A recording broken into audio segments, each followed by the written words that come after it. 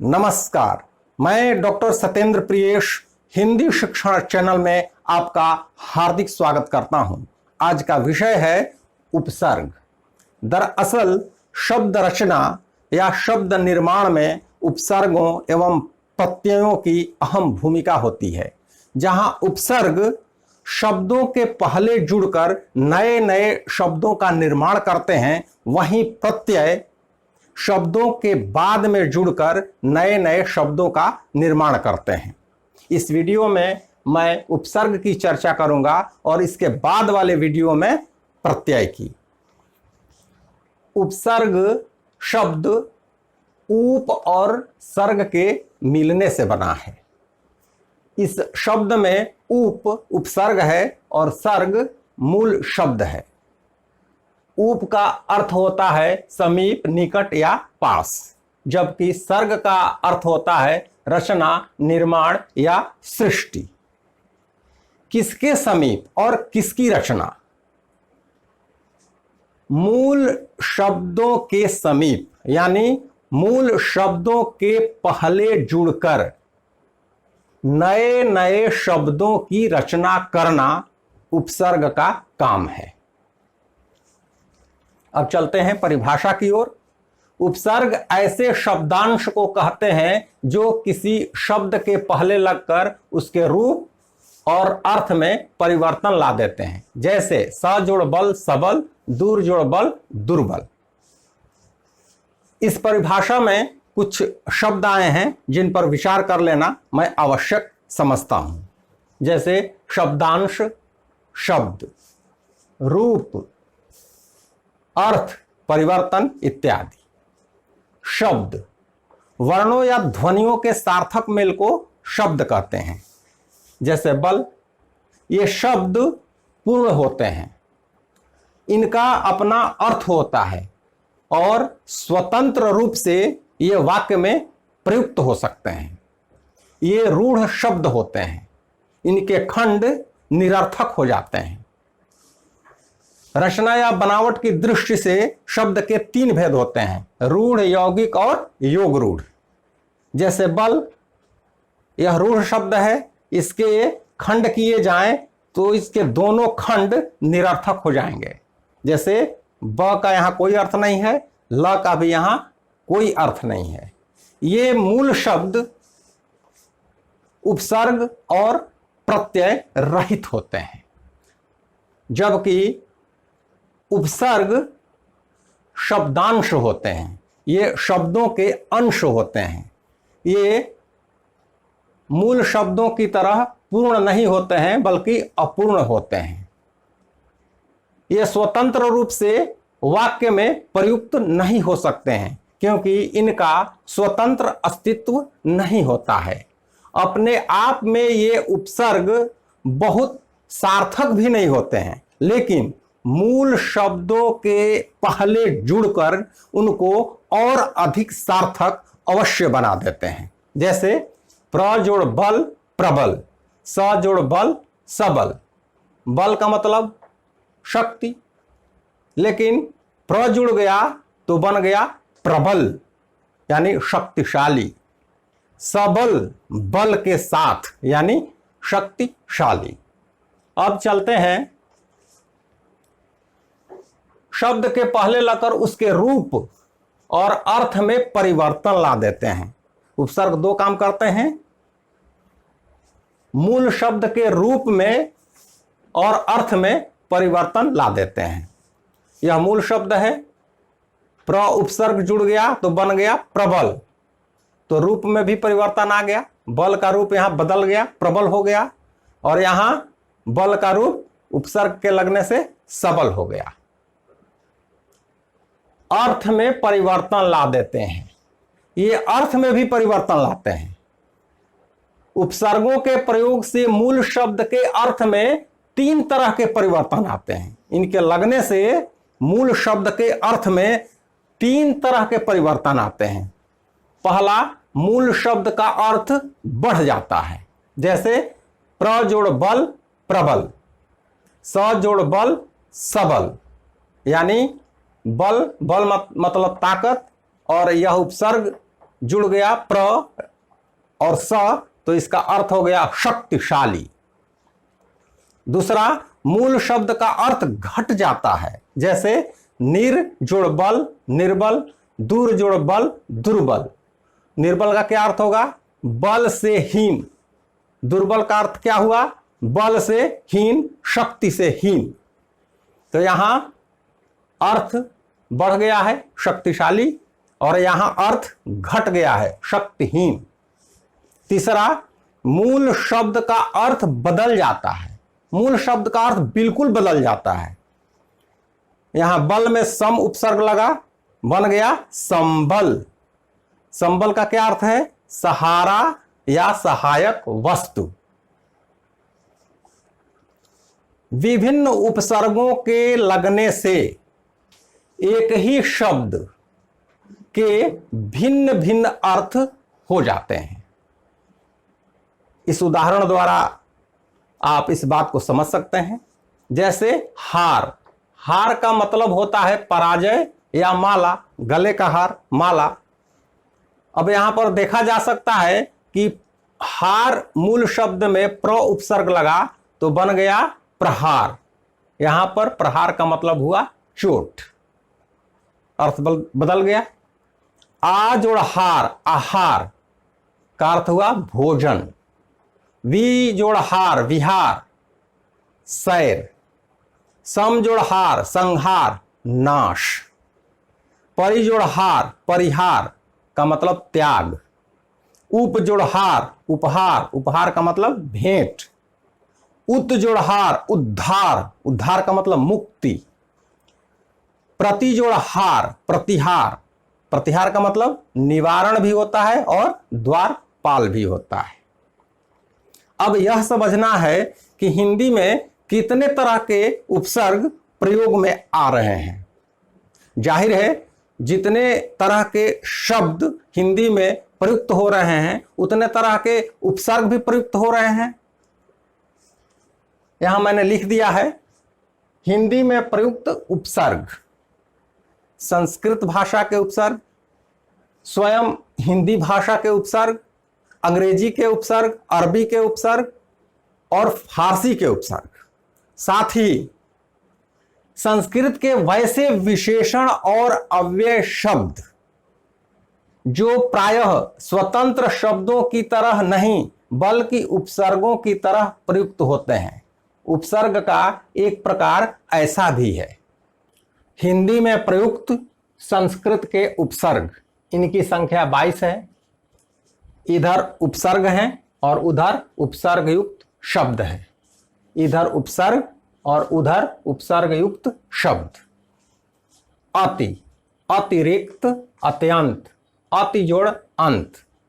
अत्यंत में अति उपसर्ग है और अंत मूल शब्द है। यण स्वर संधि के कारण अति जोड़ अंत अत्यंत हो गया है। अधि, अधिकार, अध्यक्ष, अधि जोड़ अक्ष। अधि उपसर्ग है और अक्ष मूल शब्द है। यण स्वर संधि के कारण अधि जोड़ अक्ष अध्यक्ष हो गया है। अनु, अनुशासन, अनुराग। अप, अपमान, अपशब्द।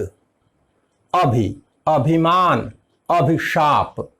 अव, अवगुण, अवशेष। आ, आजीवन, आजन्म। उत, उद, उल्लास, उत्लास, उदलास। उद्धार, उत्हार और उदहार, ये दोनों सही हैं। उप, उपनाम, उपयोग। दुर, दुर्जन, दुर्गुण। दुस, दुस्साहस, दुस्साध्य।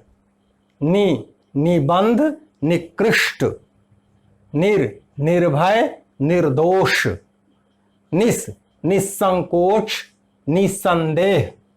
परा, पराजय, पराक्रम। परि, परिपूर्ण, परिक्रमा। प्र, प्रगति, प्रबंध। प्रति, प्रतिकूल, प्रत्यक्ष। प्रति जोड़ अक्ष, मूल शब्द अक्ष है और उपसर्ग प्रति है। यण स्वर संधि के कारण प्रति जोड़ अक्ष प्रत्यक्ष हो गया है। विज्ञान, विदेश। सम, संकल्प, सम जोड़ कल्प। संयोग, सम जोड़ योग। सुकर्म, सुयोग। अपि, यह जो संस्कृत का उपसर्ग है इसका प्रयोग सिर्फ संस्कृत में ही होता है, हिंदी में इसका प्रयोग नहीं होता है। इससे अपिधान शब्द बनता है। अपिधान का मतलब ढक्कन होता है। हिंदी के उपसर्ग, ये सभी हिंदी के अपने उपसर्ग हैं। अथाह, अलग। अनपढ़, अनमोल। अधपका, अधखिला। 19, 69। अवगुण, अवघट। कपूत, कुचाल, कुघड़ी। सपूत, सचेत। सुघड़, सुडौल। दुबला, दुलार। निडर, निधड़क। बिन बोया, बिन ब्याहा। भरपेट, भरपूर। परदादा, परपोता। अंग्रेजी के उपसर्ग सब इंस्पेक्टर, सब जज। Unregistered. Deputy commissioner. Head master, head clerk. अरबी के उपसर्ग अलबत्ता, अल सुबह। ऐन वक्त, ऐन मौका। गैर हाजिर, गैर मुल्क। फीसदी, बिल्कुल, बिलफर्ज। बिला कुसूर, बिलाशक। ला इलाज, लाजवाब। फारसी के उपसर्ग इस तरफ उपसर्ग हैं और उस तरफ उपसर्ग युक्त मूल शब्द हैं। कमबख्त, कमजोर। नेकनाम, नेक नियत। खुशबू, खुशमिजाज। दरअसल, दर हकीकत। नालायक, नापसंद। बदौलत, बनाम। बाइज्जत, बाकायदा। बेशक, बेमतलब। बदनाम, बदकिस्मत। बर्दाश्त, बर्खास्त। सरताज, सरहद। हम सफर, हम दर्द। हरदम, हर रोज। आगाह, आवारा। संस्कृत के कुछ अन्य उपसर्ग विशेषण और अव्यय की श्रेणी में आने वाले कुछ ऐसे संस्कृत शब्द हैं जिनका प्रयोग उपसर्ग की तरह होता है, लेकिन विशिष्ट अर्थ देने के कारण उनमें से कुछ का प्रयोग हिंदी में स्वतंत्र रूप से भी होता है। उदाहरण स्वरूप यहां देखा जा सकता है, इनमें से अति और प्रति संस्कृत के जो 22 उपसर्ग हैं उनके अंतर्गत आते हैं। अति और प्रति बाकी उनसे अलग हैं। विशिष्ट प्रयोग देखा जा सकता है। अति, बहुत, सीमा पार, आपने तो अति कर दी। इति, अंत, उस प्रसंग की इति हो गई। पूर्व, पहले, राजा के कुछ कहने के पूर्व ही रानी बोल पड़ी। नाना, अनेक, वे नाना प्रकार के भोजन का स्वाद ले रहे हैं। पुनः, फिर, वह पुनः आया था। प्रातः, सुबह, प्रातः होते ही तारे छिप गए। स्व, खुद, वह केवल स्व का लाभ ही सोचता है। स्वयं, खुद, वह स्वयं आया था। प्रति, नकल, और इस पुस्तक की एक प्रति मेरे पास भी है। देश के प्रति भक्ति भाव होना चाहिए। एक से अधिक उपसर्गों के प्रयोग वाले कुछ शब्द। प्रत्युपकार, प्रति-उप-कार, ये दोनों उपसर्ग है और कार मूल शब्द है।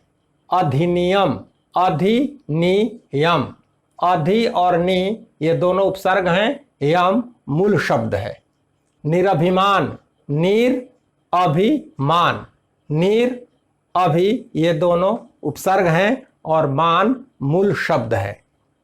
उपाध्यक्ष, उप, अधि, अक्ष, उप और अधि ये दोनों उपसर्ग हैं और अक्ष मूल शब्द है।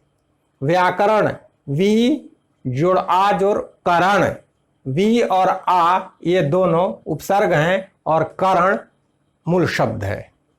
प्रत्याघात, प्रति, आघात, प्रति और आ ये दोनों उपसर्ग हैं और घात मूल शब्द है। अप्रत्यक्ष, अ, प्रति, अक्ष, अ और प्रति ये दोनों उपसर्ग हैं और अक्ष मूल शब्द है। अप्रत्याशा, अ, प्रति, आशा, अ और प्रति ये दोनों उपसर्ग हैं और आशा मूल शब्द है। इस संदर्भ में एक बात और ध्यान देने योग्य है कि यदि इन दोनों शब्दों से उपसर्ग अलग करने के लिए कहा जाए तो क्या स्थिति बनेगी। अपमान, अप जोड़ मान, यहां अप उपसर्ग है और मान मूल शब्द है। अपमानित, अप जोड़ मानित, अप उपसर्ग है और यह मानित जो है इसमें मूल शब्द मान है और इत प्रत्यय है। कहने का मतलब यह है कि किसी किसी शब्द में उपसर्ग और प्रत्यय दोनों प्रयुक्त होते हैं, उनको इस तरह अलग करना होता है। जैसे अपमानित में अप उपसर्ग है, इत प्रत्यय है और मान मूल शब्द है। मेरा यह वीडियो आपको पसंद आया हो तो आप इसे लाइक करें, शेयर करें और हिंदी शिक्षण चैनल पर यदि आप नए हैं तो कृपया इसे सब्सक्राइब अवश्य करें और बेल आइकन दबाना न भूलें। धन्यवाद।